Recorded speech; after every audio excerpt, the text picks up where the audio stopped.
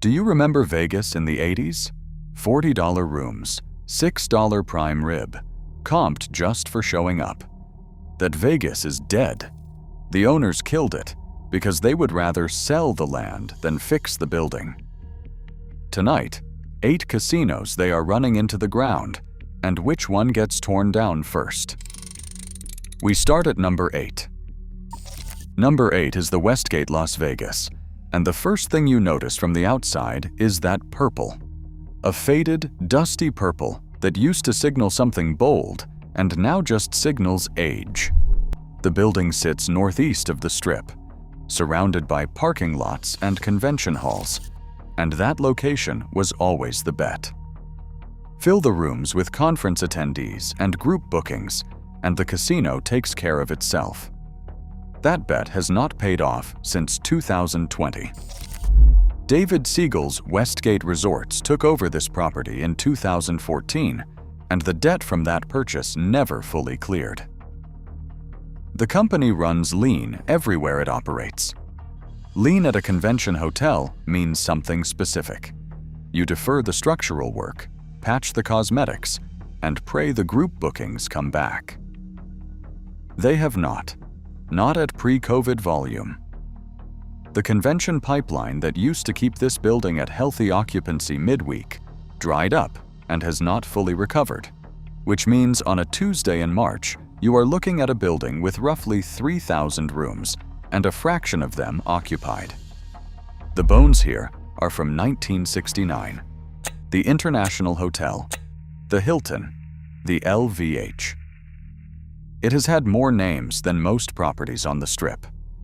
Each rebrand papered over the same structure without fixing it. Capital expenditure has gone toward fresh signage and lobby touches, not mechanical systems or guest room overhauls. When a building this old runs this lean on maintenance investment, it shows in ways that no amount of purple paint covers. A convention hotel without conventions is an expensive warehouse with beds. That is where Westgate is right now. Number 7 is the Sahara. And the problem here isn't age, it's whose money paid for the renovation and where that money went afterward. Walk the casino floor on a Friday night, and it's quieter than it should be for a Strip property. The rooms are modern enough on the surface, but they're being discounted to move them. And deep discounts on a property that cost hundreds of millions to renovate is not a sustainable model. The 1952 skeleton underneath the updated surfaces still sets the ceiling on what this building can realistically become. Alex Meruelo bought the Sahara in 2018 and poured real money into bringing it back. Then he spent years bleeding capital trying to keep the Arizona Coyotes NHL franchise alive. That franchise relocated to Utah in 2024. The team is gone. The losses aren't. Sahara is now the asset sitting on the scale across from that debt. The investor situation here is what tells you exactly how serious the cash problem is.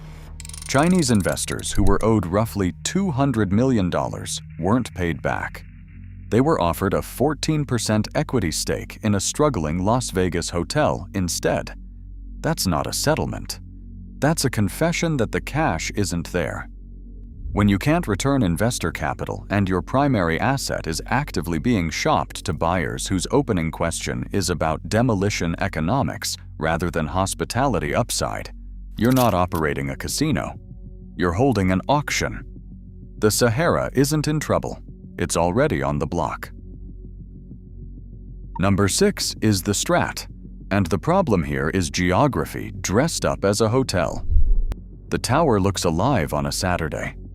The observation deck draws tourists, the rooms fill on weekends, and from a distance the building seems to be holding its own. Then Tuesday arrives. In June 2025, midweek occupancy collapsed from 76% the prior year down to 60%. 16 points gone in 12 months. The weekend crowds don't make up for what disappears the rest of the week. Golden Entertainment's own earnings calls explain the logic plainly. The locals' casino portfolio is growing, the Strat is shrinking, and capital inside Golden follows whatever is growing. The Strat is at the far north end of Las Vegas Boulevard, past where the money naturally stops walking. Resorts World opened to the south. Fontainebleau opened to the south. The Sphere pulled attention further south. Every new dollar of incremental visitor demand that arrived in Las Vegas over the past 3 years landed somewhere other than the North Strip. The Strat can't move. It can't close the 2-mile gap between itself and the center of gravity. It can't build a sphere next door. The building is fine. The location is the sentence, and there's no appeal. If you've stayed at any of these in the last few years and felt that gap between what the sign promises and what you actually got, hit that like button so more people see this before they book. Those 3 are in serious trouble. The next 3 are being actively bled. Number 5 is the Excalibur, and the smell hits you before the visuals do. The smell is a combination of industrial cleaner and decades of cigarette smoke baked into carpet that hasn't been replaced since the early 2000s. The elevators are slow when they're working, and out of service when they're not. The bathroom fixtures inside the towers are yellowed. The furniture is chipped. The theming that made this building feel like a destination in 1990 now makes it feel like a time capsule that nobody's proud of. MGM's Las Vegas Strip room revenue dropped 9% in 2025, and that compression doesn't land evenly. It lands hardest on low-rate properties like Excalibur, where there's no pricing power to absorb a softer market. Meanwhile, MGM's total capital expenditure fell 7.1% that same year, while every earnings call was dominated by talk of Japan, Macau, and BetMGM's digital expansion. The castle gets whatever's left after the global bets are funded, which in practice means almost nothing. MGM and Caesars together carry roughly $18 billion in combined debt. The easiest way to keep bondholders comfortable is to freeze renovation spending at properties that yield the least. Excalibur yields the least, so the renovations don't come. The debt gets serviced. The carpet stays. Excalibur is where MGM parks its budget travelers and hides from its bondholders. Nothing more than that. Number 4 is the Flamingo, and the pink neon out front is doing a lot of heavy lifting. Walk the corridors, and the carpet tells the real story. Worn flat in the traffic lanes, patched in places, dated in a way that is not vintage charm, but just age. The rooms have not seen serious investment in years. The glamour the sign promises stopped living inside this building roughly a decade ago, and the guests who booked expecting something aspirational figured that out fast. Guest satisfaction scores dropped over 20% year over year in 2025, the steepest decline of any mid-range strip property that year. Room occupancy shed nearly 2 percentage points. That is roughly 27,000 vacant room nights that needed to be there and were not. Caesars tried to sell the Flamingo in 2022 for around $1 billion. No buyer met that price. So instead of selling at a loss, Caesars kept it and started milking it. CEO Tom Reeg went on record saying everything is for sale every day, which sounds like transparency, but is actually corporate shorthand. We will sell Flamingo the moment the number works, and until it does, we will extract whatever cash flow it generates. In the meantime, Caesars sold the Link Promenade for $275 million and used the entire proceeds to pay down term loans. Every dollar leaving this portfolio goes toward debt, not back into the buildings. Flamingo is not being fixed. It is being held in a waiting room until someone makes an offer Caesars cannot refuse. Number 3 is the Rio, and it's the clearest example on this list of what happens when a renovation story gets swallowed by a debt story. Half the building shows fresh paint and new carpet from Dreamscape's renovation work. The other half is still exactly what Caesars left behind, a property that sat in deferred maintenance for years while the parent company's attention was pointed elsewhere. That split personality condition isn't a construction schedule. It's a cash flow problem made visible. Dreamscape bought the Rio from Caesars for roughly $516 million and announced a $340 million renovation. To fund Phase 1, they needed a $176.5 million government-backed loan, a financing structure that places a lien directly against the property itself and gets repaid through property taxes. That's not a construction loan. That's a claim against the dirt. By August 2025, Vital Vegas reported that the Rio was in active talks with lenders about a restructuring or sale.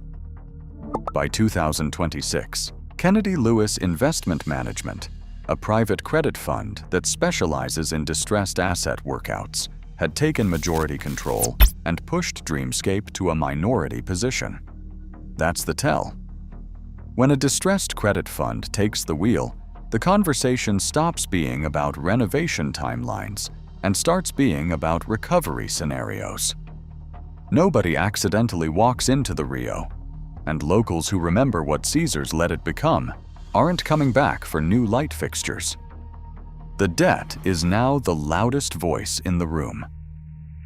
Number 2 is Harrah's, and what makes this one hurt differently is the history. This was not a novelty property or a theme experiment. For decades, Harrah's was the working person's strip hotel, honest, affordable, and reliable in a way that the flashier addresses never bothered to be. Retirees treated it like a second home. Veterans came back year after year. The regulars who built this property's revenue base did it on loyalty, and Caesars Entertainment spent that loyalty like a checking account with no deposit plan. The hallway carpets are worn through to the backing in the high traffic sections.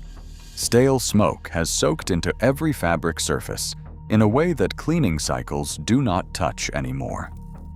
The ventilation system that is supposed to move that air around gave up years ago. Resort fees are pushing $35 a day for access to amenities in rooms that have not been renovated in over a decade. Caesars poured $500 million into the Horseshoe and Caesars Palace in 2024 and 2025. Harrah's received the minimum required to keep the lights legally on. Caesars' own second quarter 2025 Las Vegas revenue dropped 3.7%, and the capital expenditure cuts signaled on the fourth quarter 2025 earnings call hit the older, lower-yield properties first. Harrah's is older. It yields less. It gets cut first. The regulars walking away are not leaving Las Vegas. They are leaving Harrah's specifically, because Harrah's stopped being worth what it is charging. Caesars knows this. It is not a mistake. It is the plan. Number 1 is Circus Circus, and this one is different from the rest because the decay here isn't an accident or a side effect of debt. It's the operating strategy. The mildew in the hallways is real. The roof leaks that get fixed with buckets on the floor rather than actual repairs are real. The carpets that look like they've been through a decade of spills without a deep clean are real. Security incidents after dark have become a pattern serious enough that regular guests warn each other online. This is a place that families used to bring their kids. That sentence now reads like historical fiction. Phil Ruffin bought over 100 acres of North Strip land in 2019 for $825 million. The casino sitting on top of that land was never the asset he was buying. The dirt was. Running Circus Circus costs money that Ruffin has no incentive to spend, because every dollar put into the building is a dollar that does not improve the land's eventual sale value. So maintenance staff got cut roughly in half since 2022. Housekeeping headcount dropped from around 180 workers to barely half that number. Preventative repairs stopped being scheduled. In April 2026, the private company operating the Circus Circus food court filed for Chapter 11 bankruptcy after significant revenue losses. When the food court inside your casino can't survive, the building isn't on borrowed time. It's past it. Ruffin is running this property on minimum life support, spending just enough to keep the Nevada Gaming Control Board from pulling the license and waiting for the demolition math to clear. That day is coming. The guests checking in between now and then are funding the wait. So here's the pattern behind all 8. Every property on this list is a version of the same equation. Depreciating structure, appreciating land, an owner whose real attention is pointed somewhere else entirely. MGM. M is chasing a Japan gaming license and scaling BetMGM's digital book. Caesars is servicing $18 billion in debt and selling assets to do it. Ruffin is banking dirt on the North Strip. Meruelo plugged a hockey franchise's losses with hotel equity. Kennedy Lewis took a distressed file and put a credit fund in the operator's chair at the Rio. Not one of those decisions was made by someone who cares whether the carpet gets replaced. The Strip's record revenue headline is the cover story. Underneath it, visitation fell for 12 straight months. The only way to keep the top line growing when fewer people are walking through the door is to charge the ones who do show up more for less. That pricing strategy filters down through the portfolio, and it destroys the value tier first, because value tier guests have options, and they remember when those options were better. Workers inside these buildings are the people who pay the real price. Every halved housekeeping crew, every deferred repair, every food court bankruptcy is a real person's income, cut to protect a margin on a quarterly call. The Golden Era contract, you bring your money, we take care of you, was not broken by bad luck or a bad economy. It was voided by a balance sheet decision made in a boardroom that has never smelled a mildewed hallway. Las Vegas is still hitting revenue records. The buildings that built it are being fed into a shredder.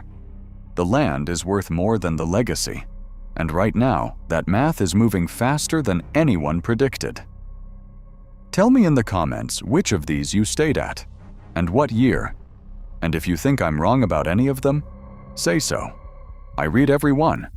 Those stories are the real record of what this city used to be before the accountants got it.